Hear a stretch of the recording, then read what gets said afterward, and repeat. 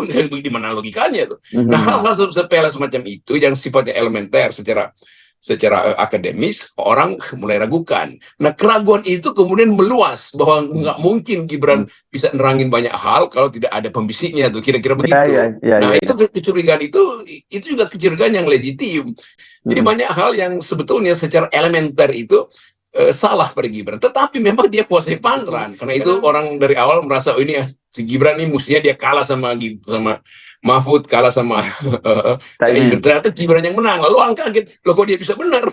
Bukan bisa benar, dia bisa menang panggung kan. Itu membuat orang curiga. Kalau begitu dia pakai ini, kalau begitu ada pembisik, kalau begitu ada drone di kepalanya yang di atas apa namanya auditorium itu misalnya itu. Nah, itu kecurigaan yang mesti dibantah secara teknis, bukan sekedar keterangan pers dari KPU. Kan itu masalahnya itu. Jadi cara untuk membuktikan bahwa Gibran itu otentik di dalam debat, buatkan panggung yang tidak pakai mic, tidak pakai apa-apa, cuman bawa otak aja di situ kan itu kecurigaan orang tuh.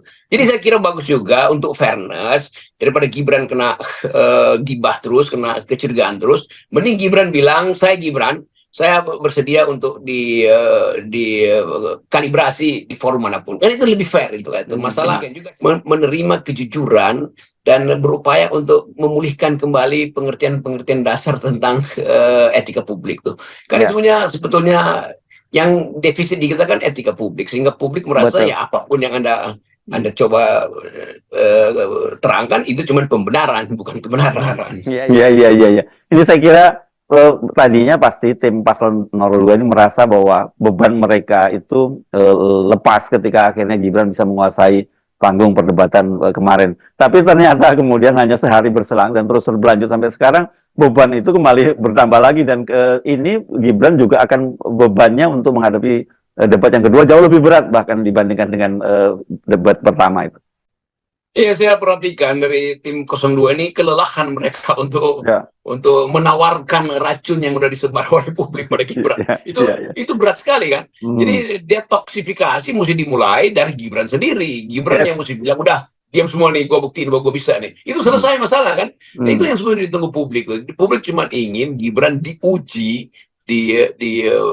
dicemplungkan di dalam keadaan state of nature, itu dalam keadaan natural. Di situ terlihat bahwa oke, Gibran ternyata memang punya konsep. Gibran mengerti beda antara tax ratio dan tingkat tarif pajak. Kira-kira begitu kan? Beda, Gibran bisa jelaskan bahwa I-Core itu harusnya berfungsi sebagai ukuran setelah investasi masuk tuh, bukan sebelum investasi masuk. Jadi semua itu hal-hal yang teknis. Demikian juga soal carbon capture itu kan. Jadi semua hal yang sebetulnya dia udah bicarakan itu datang aja lagi ke universitas kan, sehingga universitas akan lihat oh betul-betul konsisten. Tetapi juga mesti jujur, Gibran datang untuk mengkoreksi banyak hal yang salah kan itu baik juga kan. Yang saya maksud dengan tax ratio sebetulnya ini yang saya maksud dengan carbon capture itu sebetulnya begini-beginian, ICCOR itu kira-kira ini. Jadi semua hal yang jadi topik roastingan publik itu mestinya Gibran jawab di dalam satu forum yang betul-betul resmi dalam arti debatnya itu serius. Ya. Kalau nggak begitu, ya percuma saja ya, Bung Rocky mau ngomong tiap hari membantah konsorsium bareng-bareng, bantah, orang nggak akan percaya gitu. Jadi penjelasan teknis tidak ada gunanya lagi ketika secara etis masyarakat menganggap Gibran itu satu paket dengan rejim yang berbohong itu, yang manipulatif dalam banyak soal. Jadi kita sebetulnya merasanya mungkin aja memang benar bahwa itu semua dibikin sama itu. Tetapi ini meyakinkan publik itu bukan sekedar meyakinkan secara teknis, itu masalahnya kan. Tetapi meyakinkan secara etis tuh. Apalagi kadang-kala kita lihat bagaimana inkonsistensi Gibran di dalam menjelaskan sesuatu, karena orang menganggap ya kalau dia konsisten, dia ngerti masalahnya, maka dia justru karena ada investasi maka I-Core-nya itu bisa naik bisa turun tergantung investasinya menghasilkan output apa tidak kan. Jadi banyak hal yang sebetulnya secara elementer itu salah pada Gibran, tetapi memang dia kuasai panggung. Karena misalnya soal I-Core itu yang dulu kita pelajari pengantar ilmu ekonomi semua mahasiswa pasti dapat tentang apa istilah ICOR itu. Nggak bisa ditangkap juga oleh Mahfud dan Caimin kan. Kan mestinya langsung dibantah dong. Nggak begitu dong pengertian ICOR. ICOR itu justru datang setelah investasi masuk, baru diukur ICOR-nya. Bukan ICOR-nya yang dinaikkan supaya investasi masuk, itu di mana logikanya tuh. Nah, hal-hal sepele semacam itu yang sifatnya elementer secara akademis orang mulai ragukan. Nah, keraguan itu kemudian meluas bahwa nggak mungkin Gibran bisa nerangin banyak hal kalau tidak ada pembisiknya tuh, kira-kira begitu. Nah, itu kecurigaan itu juga kecurigaan yang legitim karena dari awal kan orang disodorkan semacam keyakinan bahwa Gibran akan atau koalisi 02 ini akan memenangkan satu putaran. Karena itu orang dari awal merasa oh ini si Gibran ini mestinya dia kalah sama Mahfud, kalah sama Caimin. Ternyata Gibran yang menang. Lalu orang kaget, loh kok dia bisa benar?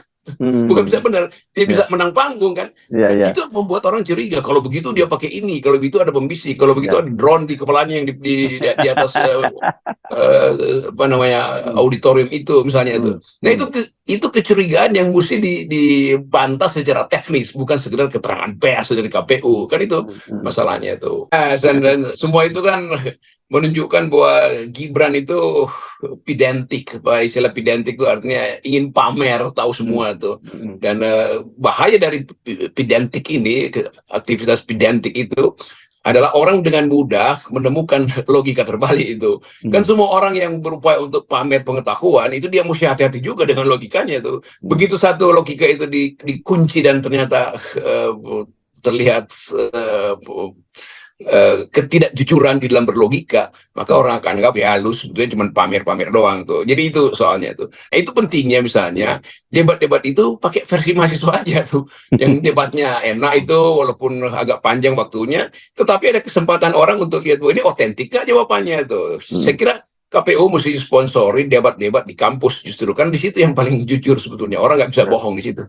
Jadi saya kira bagus juga untuk fairness, daripada Gibran kena gibah terus, kena kecurigaan terus, mending Gibran bilang, saya bersedia untuk kalibrasi di forum manapun. Kan itu lebih fair itu kan. Demikian juga Caimin atau Mahfud sebetulnya itu. Jadi ini masalah kita tuh, masalah menerima kejujuran dan berupaya untuk memulihkan kembali pengertian-pengertian dasar tentang etika publik tuh. Karena sebetulnya yang defisit di kita kan etika publik, sehingga publik merasa ya apapun yang Anda coba terangkan itu cuma pembenaran, bukan kebenaran. Jadi soal teknologi ini dia sophisticated tuh. Perubahan satu digit frekuensinya itu udah bisa dia punya 2 cabang gitu, ada bifurkasi di dalam earphone itu tuh. Kan itu istilah-istilah teknis itu yang mesti kita perhatikan kan, bukan sekedar keterangan teknis. Dan dia cuma warnanya beda aja tuh, dan bentuknya lain, selotipnya lain. Nah, orang bisa persoalkan apakah di dalam selotip itu juga ada semacam microchip misalnya. Jadi betul-betul ini soal mesti panggil apa namanya nih Rembo untuk memperlihatkan teknik manipulasi komunikasi itu. Tapi sekali lagi itu mungkin terlalu jelimet ya. Dan orang menganggap ya lu mau terangin nggak terangin, pokoknya gue nggak percaya kira-kira. Iya.